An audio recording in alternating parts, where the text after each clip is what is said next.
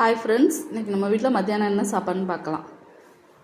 சூடான சாதம், மீன் குழம்பு இருக்குது. நேற்று வச்ச மீன் குழம்பு, அதனால் இன்றைக்கி ரசம் வச்சுட்டேன். ரசம், சவுச்சவ் கூட்டு, கருணக்கிழங்கு மசியல், வடகம், தயிர்.